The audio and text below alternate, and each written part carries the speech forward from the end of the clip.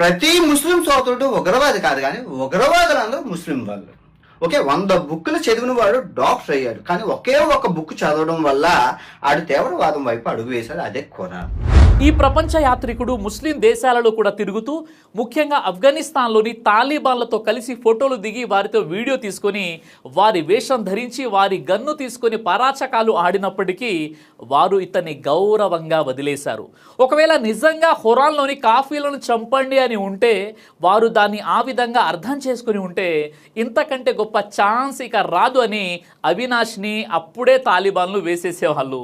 ఇది సజీవ సాక్ష్యం ఖురాన్లో కాఫీలను చంపండి అని లేదు అని చెప్పడానికి.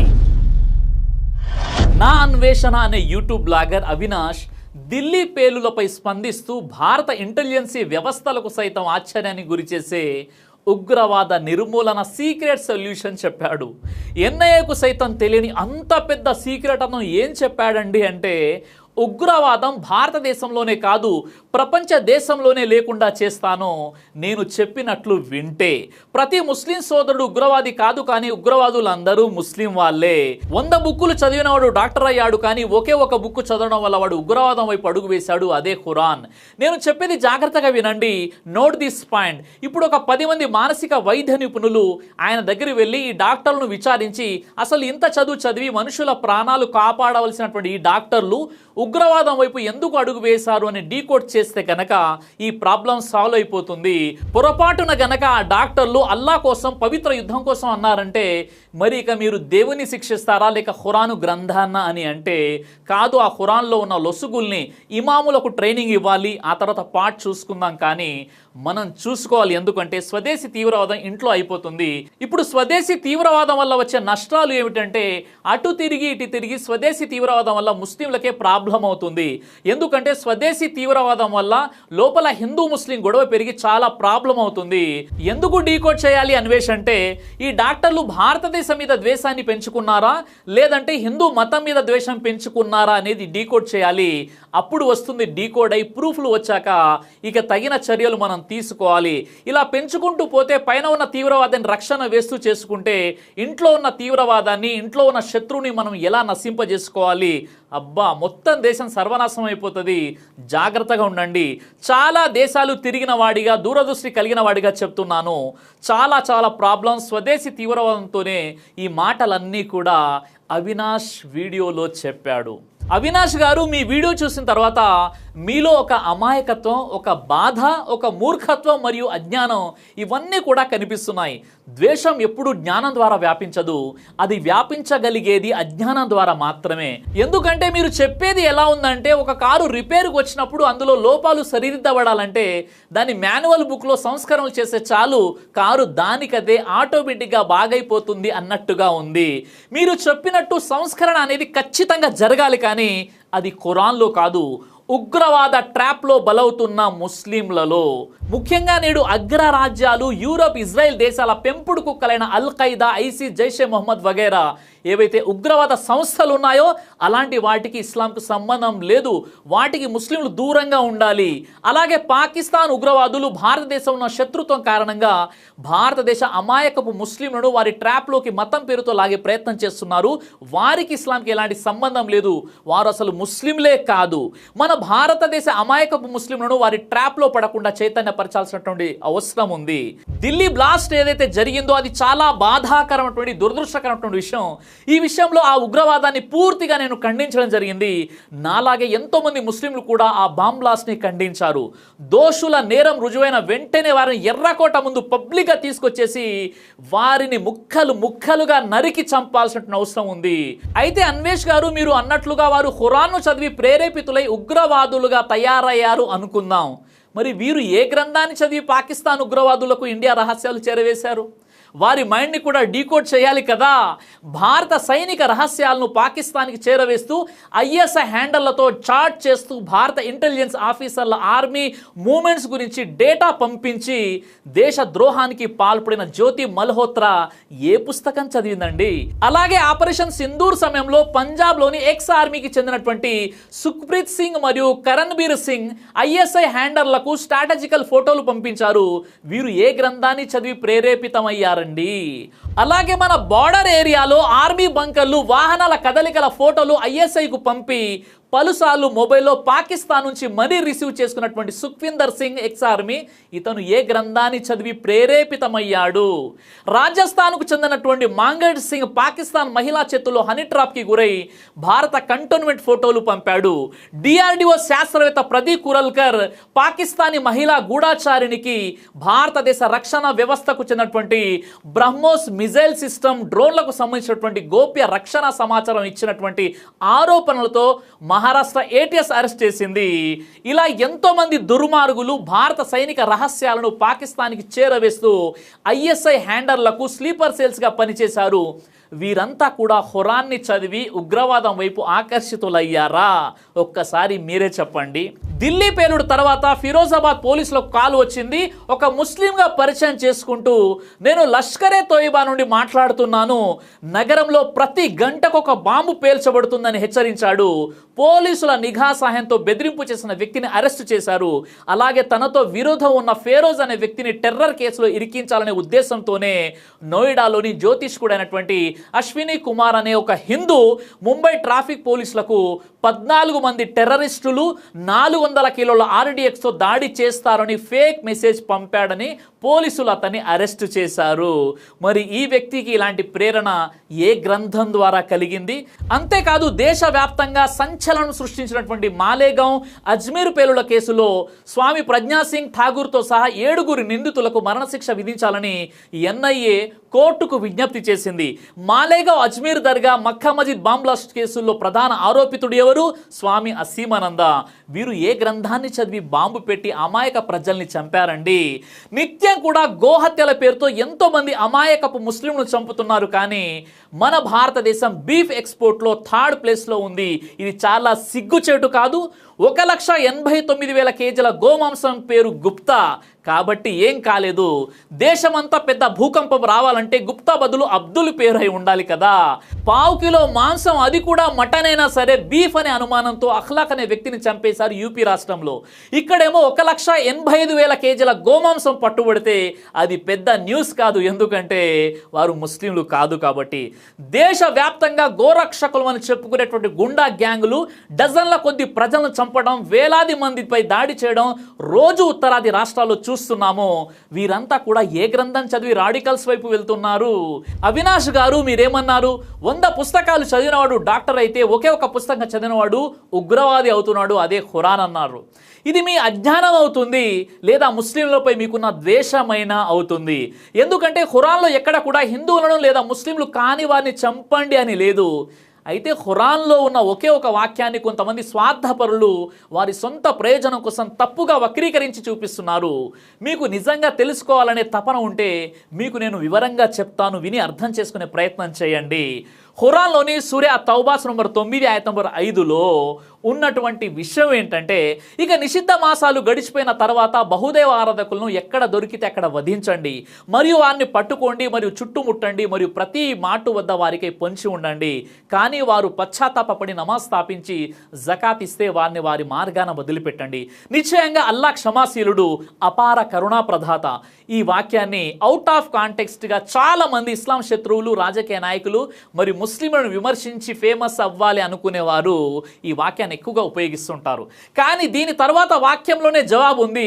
ఆ వాక్యాన్ని ఎవరు కూడా చెప్పరు. ఖురాన్లోని సూర తౌబా నంబర్ 9 ఆయత నంబర్ 6లో, మరియు బహుదేవ ఆరాధకులతో ముష్రికీన్లలో ఎవడైనా నీ శరణు కోరితే అతడు అల్లా గ్రంథాన్ని ఖురాను వినటానికి అతనికి శరణు ఇవ్వు, తర్వాత అతని కొరకు సురక్షితమైన స్థలానికి చేర్చు. ఇది ఎందుకంటే వాస్తవానికి వారు సత్యం తెలియని ప్రజలు. అంటే ఇక్కడ చంపబడి అని ఉంది, ఆ తర్వాత అల్లా గ్రంథాన్ని వినటానికి అతనికి శరణు ఇవ్వు, తర్వాత అతని కొరకు సురక్షితమైన స్థలానికి చేర్చు అని ఉంది. అంటే ఇక్కడే తెలిసిపోతుంది కదండి, ఇది కేవలం మక్కాలోని ముస్లింల బద్ధశత్రులు అయినటువంటి ముష్రికులకు సంబంధించి అవతరించినటువంటి వాక్యాలు మాత్రమే మాత్రమే అని. ఈ వాక్యంలో అరబ్బీని పరిశీలిస్తే అల్ ముష్రికీన్ అనే పదం వాడబడింది. అరబ్బీలో అల్ అనేది పర్టికులర్గా వాడబడుతుంది. అంటే ఇక్కడ ముష్రికులందరూ అని కాదు, కేవలం అక్కడ మక్కాలో ఉన్న ముష్రికులు మాత్రమే అని అర్థం. ఉదాహరణకి ఇంగ్లీష్లో యాన్ యాపిల్ ఇది కామన్గా వాడతారు, ది యాపిల్ ఇది ప్రత్యేకం కోసం వాడతారు. అలాగే అరబీలో అల్ అనేది ప్రత్యేకించి వాడతారు. కాబట్టి ఇది కేవలం ఆనాటి ముస్లింల శత్రువు అయినటువంటి మక్కా ముష్రికులకు మాత్రమే వర్తిస్తుంది. అయితే ఖురాను వాక్యాలను అర్థం చేసుకోవాలంటే అది ఏ సందర్భంలో అవతరించిందో దాని పూర్వపరాలు కూడా తెలుసుకోవాల్సిన అవసరం ఉంటుంది. ఈ సూర మదీనా కాలంలో అవతరించింది. హిజ్రీ శకం 9వ సంవత్సరంలో 631 కామన్ ఎరాలో అంటే ఇస్లామియ చరిత్రలో ఒక కీలక సమయంలో ఇది అవతరించింది. మక్కా విజయం అంటే ఫతే మక్కా తర్వాత అవతరించినటువంటి వాక్యాలు ఇవి. అయితే ఈ సూర యొక్క సందర్భం, అవతరణ, భావార్థం అనేవి వేరుగా ఉన్నాయి. సూర తౌబా ఒక చారిత్రక నేపథ్యంలో అవతరించింది. ఇది ఇస్లామియ సమాజం యొక్క రక్షణ, న్యాయం మరియు శాంతి స్థాపనకు సంబంధించినటువంటిది. అయితే ఈ సూర అవతరణ సమయంలో ముస్లింలు మక్కా విజయం తర్వాత అరేబియాలో శాంతి ఒప్పందాలను కుదుర్చుకున్నారు. ముఖ్యంగా హుదైబియా ఒప్పందం, ట్రీటీ ఆఫ్ హుదైబియా. అయితే కొన్ని ముష్రిక్ తెగలు అంటే బహుదేవ ఆరాధన తెగలు, ఉదాహరణకు బను బకర్ లాంటివి ఈ ఒప్పందాలను ఉల్లంఘించాయి. వారు ముస్లింల మిత్రపక్షాలపై దాడులు చేశారు, శాంతిని భంగం చేశారు మరియు విశ్వాసఘాతుకానికి పాల్పడ్డారు. అప్పుడు ఈ సూర ఆ సందర్భంలో ఒప్పంద ఉల్లంఘనలను ఎదుర్కోవడానికి, న్యాయాన్ని స్థాపించడానికి మరియు శాంతిని పునరుద్ధరించడానికి అవతరించింది. ఇది ముష్రికులతో ఒప్పందాలను రద్దు చేయడం, వారికి 4 నెలల కాల పరిమితి ఇవ్వడం మరియు శాంతి లేదా యుద్ధానికి సిద్ధం కావడం గురించి మాట్లాడుతున్నటువంటి ఆయత్ ఇది. ఈ సూర కేవలం యుద్ధం గురించి మాత్రమే కాదు, ఇది క్షమాపణ, కరుణ మరియు సోదర భావం యొక్క సందేశాన్ని కూడా అందిస్తుంది. సూర తౌబా నంబర్ 9 ఆయత నంబర్ 5లో పవిత్ర నెలలు ముగిసిన తర్వాత ముష్రికులను ఎక్కడ చూసినా చంపండి, పట్టుకోండి, ముట్టడి చేయండి, ప్రతి మార్గంలో వారి కోసం వేచి ఉండండి. అయితే వారు తౌబా చేస్తే, నమాజ్ చేస్తే, జకాత్ ఇస్తే వారిని వదిలివేయండి. ఖచ్చితంగా అల్లా క్షమాశీలుడు, కరుణాశీలుడు. అయితే ఈ ఆయత్ యొక్క సందర్భం ఏంటంటే పవిత్ర నెలలు, అషురుల్ హురుమ్. ఈ ఆయత్లోని పవిత్ర నెలలు 4 నెలలు కాల పరిమితిని సూచిస్తాయి. జుల్ ఖాయిదా, జుల్ హిజ్జా, ముహర్రం మరియు రజబ్. ఈ సమయంలో ఒప్పంద ఉల్లంఘనకర్తలైనటువంటి ముష్రికులకు శాంతియుతంగా తమ మార్గాన్ని సరిదిద్దుకునే అవకాశం ఇవ్వబడింది. వారు ఇస్లాంను అంగీకరించవచ్చు, శాంతియుతంగా వెళ్ళిపోవచ్చు, లేదా యుద్ధానికి సిద్ధం కావచ్చు. ఇది అల్లా యొక్క దయ మరియు న్యాయాన్ని సూచిస్తుంది. ఈ ఆయత్ యొక్క నిర్దిష్ట లక్ష్యం ఏమిటంటే ఈ ఆయత్ ప్రతి బహుదేవ ఆరాధకులకు లేదా ఇతర మతస్థులకు లక్ష్యంగా చేసుకోలేదు. ఇది ఒప్పందాలను ఉల్లంఘించిన మక్కా, మదీనాలో శత్రుత్వం చూపినటువంటి మరియు శాంతిని భంగం చేసిన నిర్దిష్ట సమూహాలను ఉద్దేశించి మాత్రమే అవతరించినటువంటి వాక్యాలు ఇవి. ఈ విషయం మీకు ఇంకా అర్థం కావాలంటే ఇదే సూరాలోని సూర తౌబా నంబర్ 9 ఆయత నంబర్ 4లో ఒప్పందాలను గౌరవించిన ముష్రికులతో శాంతియుతంగా ఉండమని ఆదేశించబడింది.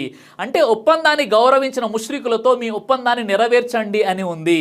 కాబట్టి ఈ ఆయత్ హింసను ప్రోత్సహించడం కాదు, ఆత్మరక్షణ మరియు న్యాయం కోసం ఆదేశిస్తుంది.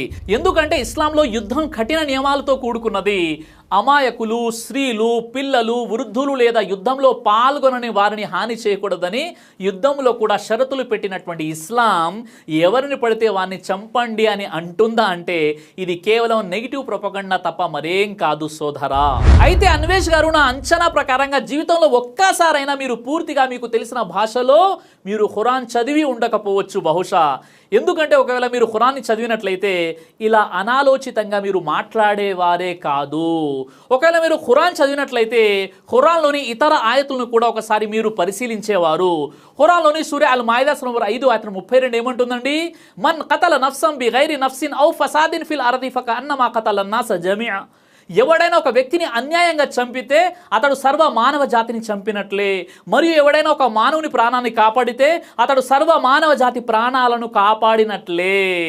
ఇంత స్పష్టంగా మానవుల ప్రాణాల విలువను తెలియజేసినటువంటి ఖురాన్ కాఫేర్లను, ముష్రికులను చంపండి, బాంబులేయండి, ఆత్మాహుతి దాడులకు పాల్పడండి అని చెబుతుందా?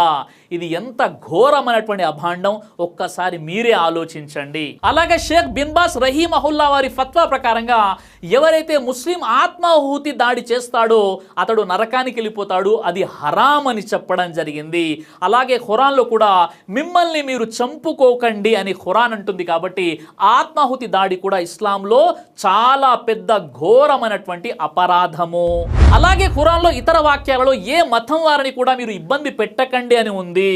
ఖురాన్లోని సూరా అల్ కాఫిరూన్ సూరా నంబర్ 109 ఆయత నంబర్ 6లో మీ మతం మీకు నా మతం నాకు. అలాగే ఖురాన్లోని సూరా అల్ ముమ్తహినా సూరా నంబర్ 60 ఆయత నంబర్ 8లో ఎవరైతే ధర్మం విషయంలో మీతో యుద్ధం చేయరో మరియు మిమ్మల్ని మీ గృహాల నుండి వెళ్ళగొట్టరో వారి పట్ల మీరు సత్ ప్రవర్తనతో మరియు న్యాయంతో వ్యవహరించటాన్ని అల్లా నిషేధించలేదు.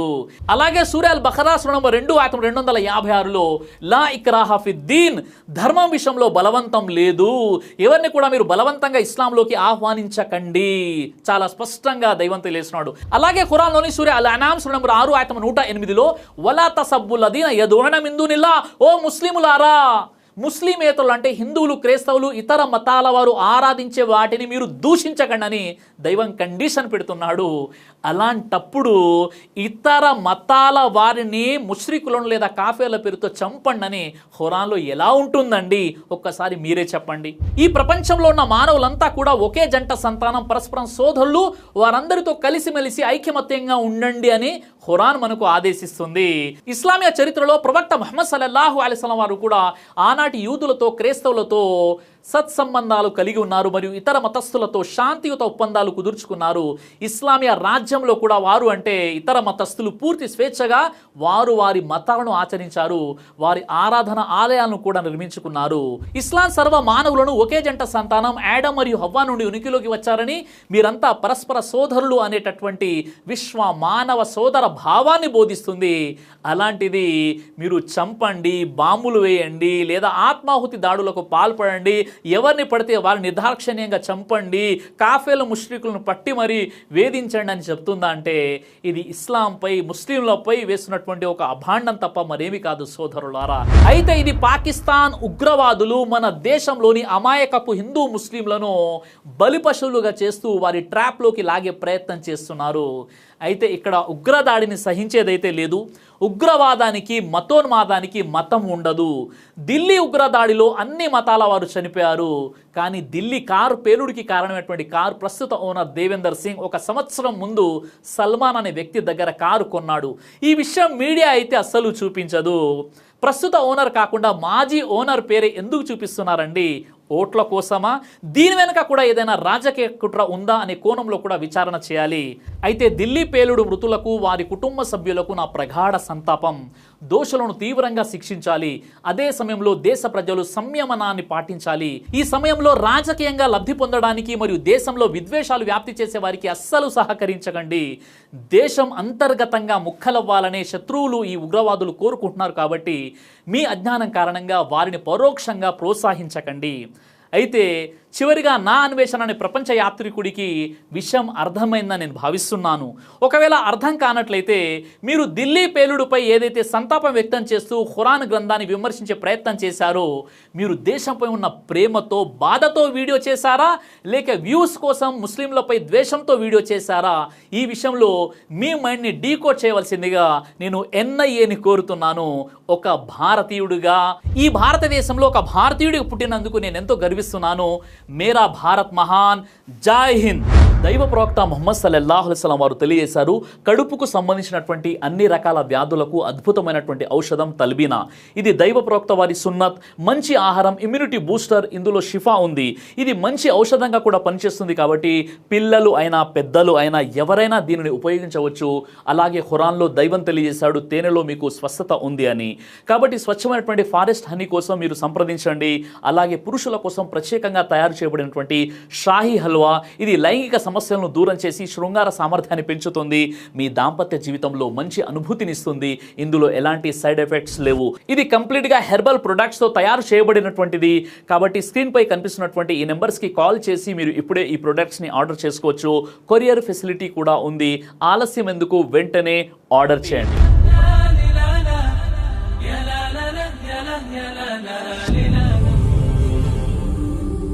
బ్రదర్ సిరాజ్ అని యూట్యూబ్ ఛానల్ని మీరు సబ్స్క్రైబ్ చేసినట్లయితే ఇన్షాల్లా దేవచిత్తం అయితే మీకు వీడియోస్ వస్తుంటాయి. అదేవిధంగా బ్రదర్ సిరాజ్ అనేటటువంటి ఫేస్బుక్ని కూడా లైక్ చేయడం వల్ల మీకు వీడియోస్ వస్తుంటాయి.